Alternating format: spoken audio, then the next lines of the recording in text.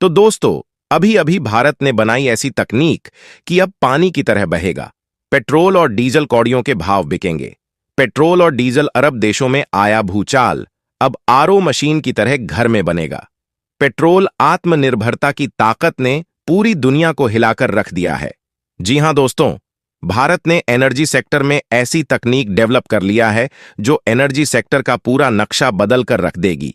अरब देश के तेल का धंधा चौपट कर देगी। इसीलिए अरब देशों में भूचाल आ गया है। अब अरब देश की मोनोपोली नहीं चलेगी। अभी तक इन देशों ने अपनी उंगलियों पर पूरी दुनिया को खूब नचाया, लेकिन भारत के इस कदम से यह देश खुद नाचने को मजबूर हो गए हैं। दोस्तों, पूरी खबर क्या जानने के लिए उसके पहले चैनल पर नए हैं तो दिल से एक सब्सक्राइब जरूर करें।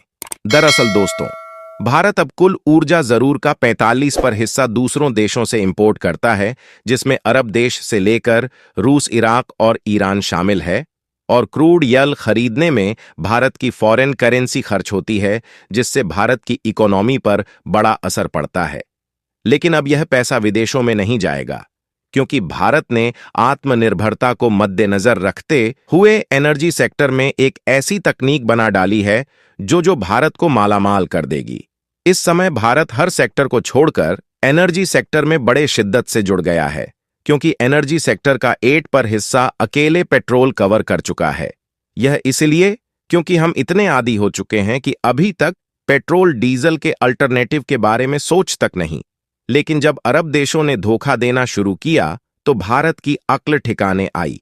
अब तो आलम यह हो गया है कि फ्यूचर को देखते हुए भारत ने सही समय पर बड़ा डिसीजन लेते हुए एनर्जी सेक्टर से पेट्रोल डीजल को बाहर कर दिया है, क्योंकि पेट्रोल डीजल ने नाक में दम कर रखा है। पोल्यूशन इस कदर बढ़ गया है कि धरती का जीवन काफी हद तक कम कर दिया है। लेकिन भारत की यह तकनीकी 145 करोड़ भारतीयों के लिए वरदान साबित होगी। तो दोस्तों, आगे वीडियो में जानेंगे कि यह कौन सी तकनीक है जो पानी से पेट्रोल को तैयार कर देगी। अब एक नए सेक्टर में भारत ने अरब की नींद हराम करना शुरू कर दिया है। वर्तमान समय में भारत के पास दुनिया की चौथी सबसे बड़ी तेल रिफाइनरी कैपेसिटी मौजूद होने के बावजूद भी भारत पेट्रोल डीजल का नामो निशान मिटाने में जुट गया है, क्योंकि भारत जिस तरीके से हाइड्रोजन फ्यूल सेक्टर में लगातार तेजी से काम कर रहा है, इससे यही लगता है कि भारत के पास दुनिया की सबसे बड़ी हाइड्रोजन फ्यूल प्रोडक्शन कैपेसिटी होने वाली है, जिससे यल रिफाइनरी इंडस्ट्री को बड़ा झटका लगने वाला है। अभी भारत के पास जो दुनिया की सबसे बड़ी रिफाइनरी है वह है जामनगर रिफाइनरी। इसे रिलाई इंडस्ट्रीज ऑन पर करती है, जिससे एक दिन में करीब 8.2 मिलियन बैरल कच्चे तेल को रिफाइन किया जाता है। इससे आप अंदाजा लगा सकते हैं कि इस इंडस्ट्री को कितना नुकसान होने वाला है। अब यहां पर समझने वाली बात यह है कि जिस तरह क्रूड ऑयल और हाइड्रोकार्बन के बिज में रिफाइनरी बहुत इंपॉर्टेंट रोल प्ले करती है, अगर रिफाइनरी नहीं होगी तो क्रूड नायल को एक्चुअल पेट्रोलियम प्रोडक्ट में कन्वर्ट करना नामुमकिन है। लेकिन पेट्रोल डीजल होगा ही नहीं, तो इन इंडस्ट्री का काम क्या? उनकी जगह भारत अब दुनिया का सबसे बड़ा इलेक्ट्रोलाइजर प्लांट लगाने जा रहा है, क्योंकि जिस तरह क्रूड ऑयल इंडस्ट्री के लिए तेल रिफाइनरी बहुत जरूरी है, इसी तरह हाइड्रोजन इंडस्ट्री में इलेक्ट्रोलाइजर इंपॉर्टेंट रोल निभाता है। दरअसल इलेक्ट्रोलाइजर एक ऐसा डिवाइस है जो रिन्यूएबल एनर्जी यानी सोलर या विंड एनर्जी का इस्तेमाल करते हुए पानी से हाइड्रोजन और ऑक्सीजन को अलग करने का काम करता है, जिसके बाद हमें हाइड्रोजन फ्यूल मिलता है, जिसे ग्रीन हाइड्रोजन भी कहते हैं। हाइड्रोजन क्लीन एनर्जी के अंतर्गत आता है। ये एक ऐसा एलिमेंट है जो एनवायरनमेंट में किसी ना किसी से जुड़ा हुआ मिलता है। ये एनवायरनमेंट में प्योर फॉर्म में अवेलेबल नहीं होता। आपको बता, इसमें बहुत एनर्जी पाई जाती है। धरती पर यह क्रिटिकल मॉलिक्यूल जैसे पानी या हाइड्रोकार्बन के फॉर्म में पाया जाता है। यह पेट्रोल डीजल का भी बाप है। इसे पानी से इलेक्ट्रोलिसिस प्रक्रिया के थ्रू प्रोड्यूस किया जाता है, और यह सब इलेक्ट्रोलाइजर के जरिए होता है। सबसे खुशी की बात तो यह है कि पेट्रोल डीजल के जलने पर पोल्यूशन निकलता है, लेकिन इसके जलने से पानी ही निकलता है।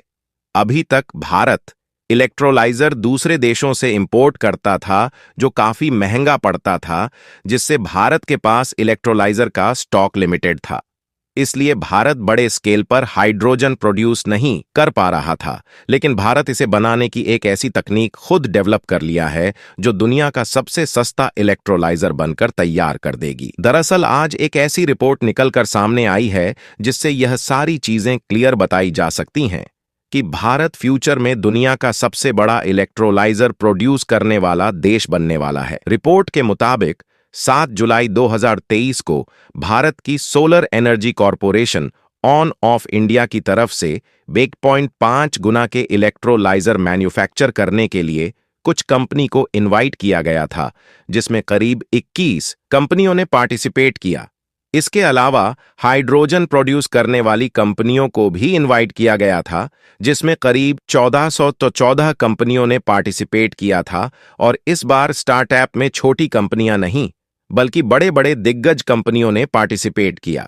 अगर हम इलेक्ट्रोलाइजर इंडस्ट्री में कुछ दिग्गज कंपनियों की बात करें तो उसमें रिलायंस जैसे प्लेयर ने पार्टिसिपेट किया। टोटल कैपेसिटी 1.5 गुना की थी, लेकिन जिस तरीके से कंपनियों ने पार्टिसिपेट किया उससे यह सामने निकलकर आ रहा है कि इससे करीब 3.5 गुना की एनुअल कैपेसिटी के साथ इलेक्ट्रोलाइजर को मैन्युफैक्चर किया जाएगा। आपको बता दें कि भारत भले ही अपनी जरूरत के हिसाब से इलेक्ट्रोलाइजर प्रोड्यूस ना कर रहा हो, लेकिन भारत के अंदर कई ऐसी अमेरिकन कंपनियां काम कर रही हैं जो भारत से इलेक्ट्रोलाइजर एक्सपोर्ट करना शुरू कर चुकी है, और लगातार अपनी मैन्युफैक्चरिंग कैपेसिटी बढ़ती जा रही है। और आपको बता दें, इस साल का टारगेट है कि भारत के अंदर करीब 45 लाख टन ग्रीन हाइड्रोजन को प्रोड्यूस किया जाए। इसके लिए इलेक्ट्रोलाइजर सबसे जरूरी डिवाइस मान जाती है कि इससे करीब 3.5 गुना की एनुअल कैपेसिटी के साथ इलेक्ट्रोलाइजर को मैन्युफैक्चर किया जाएगा। आपको बता दें कि भारत भले ही अपनी जरूरत के हिसाब से इलेक्ट्रोलाइजर प्रोड्यूस ना कर रहा हो, लेकिन भारत के अंदर कई ऐसी अमेरिकन कंपनियां काम कर रही हैं जो भारत से इलेक्ट्रोलाइजर एक्सपोर्ट करना शुरू कर चुकी है और लगातार अपनी मैन्युफैक्चरिंग कैपेसिटी बढ़ती जा रही है। और आपको बता दें, इस साल का टारगेट है कि भारत के अंदर करीब 45 लाख टन ग्रीन हाइड्रोजन को प्रोड्यूस किया जाए। इसके लिए इलेक्ट्रोलाइजर सबसे जरूरी डिवाइस मानी जाती है। भारत एक ऐसी लोकेशन पर है जहां पर साल के 365 दिन धूप पहुंचती है, और इसीलिए भारत के लिए सबसे ज्यादा ग्रीन हाइड्रोजन प्रोड्यूस करना बहुत इजी है। तो इसी एडवांटेज के साथ भारत के अंदर $1 बिलियन की इन्वेस्टमेंट आ रही है। इसके अलावा दुनिया के कई देशों ने हाइड्रोजन फ्यूल इंपोर्ट करने की बात कही है। द हिंदू की एक रिपोर्ट के मुताबिक अडानी ग्रुप ने अब तक करीब $2.5 बिलियन तक की इन्वेस्टमेंट कर दी है, और यह इन्वेस्टमेंट सिर्फ हाइड्रोजन प्रोडक्शन, उनके ट्रांसपोर्टेशन और नए नए प्लांट के लिए जो बेसिक फाउंडेशन है उस पर खर्च की गई है। और यह सारी इन्वेस्टमेंट अडानी ग्रुप की सबसे बड़ी कंपनी, जिसका नाम है अडानी न्यू इंड इंडस्ट्री लिमिटेड, द्वारा खर्च की गई है। और अडानी का टारगेट यह है कि भारत में 2027 तक करीब 1 मिलियन टन हाइड्रोजन का प्रोडक्शन उनकी तरफ से किया जाएगा, और अगले 10 सालों में करीब इसमें $50 बिलियन तक की इन्वेस्टमेंट की जाए, कि साथ ही 30 लाख टन हाइड्रोजन का प्रोडक्शन किया जाएगा, जिससे हम अमेरिका, यूरोप, मिडिल ईस्ट या फिर कहें दुनिया के हर कोने तक एक्सपोर्ट करने की तैयारी में है। तो दोस्तों, भारत को जल्द से जल्द इलेक्ट्रोलाइजर प्रोड्यूस करना शुरू कर देना चाहिए। दोस्तों, आप अपनी राय कमेंट में जरूर बताइए, और इस वीडियो को एक लाइक जरूर करें और अपने मित्रों तक इस वीडियो को शेयर करें ताकि उन्हें भी जानकारी मिल सके। और अपने भरोसेमंद चैनल को सब्सक्राइब जरूर करें और बेल आइकन को ONL पर सिलेक्ट करना बिल्कुल ना भूलें। मिलते हैं किसी और नॉलेजेबल वीडियो के साथ। तब तक के लिए जय हिंद, जय भारत, वंदे मातरम।